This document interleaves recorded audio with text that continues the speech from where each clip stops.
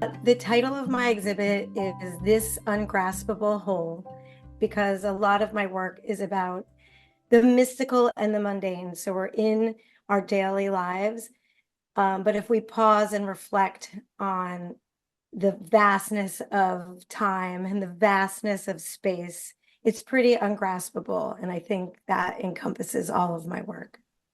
Most of my maps are made from watercolor and ink. So um, some of the works in this show are on watercolor paper, and I'm using watercolor and ink directly on the watercolor paper, and it is either hung on the wall or it's framed. Some of the other work, I am using something called hanji paper, which is a Korean mulberry paper. It's very lightweight, and when I glue it down, you're able to see layers through it. So these paintings have two layers. The first layer, I am using the cartographic imagery to draw these imaginary maps. And then on a second layer, I am continuing making map imagery, but then I'm also adding color, and I glue that layer on top of the other layers so that you're able to see a certain amount of depth. And they're glued down onto panel. Sometimes they're inspired by road maps. They're more specifically map imagery, whereas the other looser paintings and the second layer of these maps are really truly imaginary. And I'm not using specific map iconography like contour lines. They're more dots and lines that can reference maps, but much more loosely. My maps are about the day-to-day of my life and the things that are happening in sort of the present moment, but they're also about historical time. They're also about deep time, which is what geologists call like the deeper time that we live in. And they're also about universal time. So these things show up right next to each other because I might be walking down the street and then just also reflecting on the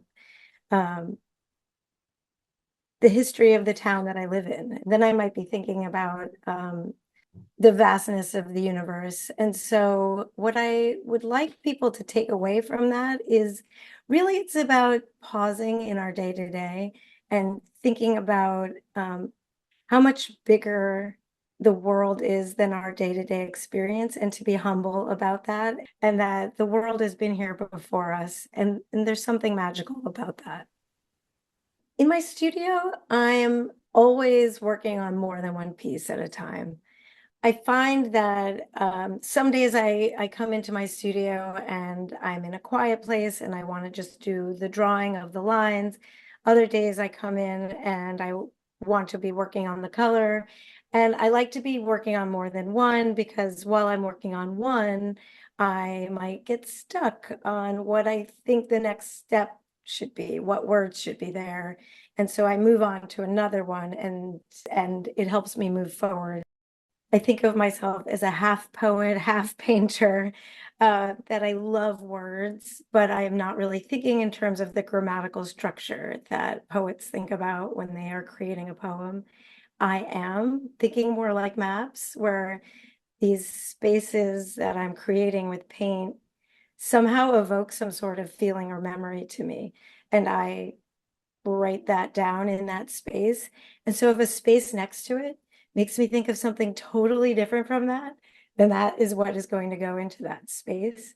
And something that is an end result of that, that was not really intentional, but is something that I've really enjoyed watching, is that viewers read the piece in completely different directions. There's no, when we read, it's left to right, and it's like you go from top to bottom, but in the paintings, you can read from the bottom left corner to the right, to the top right corner, and then move your eye to the left.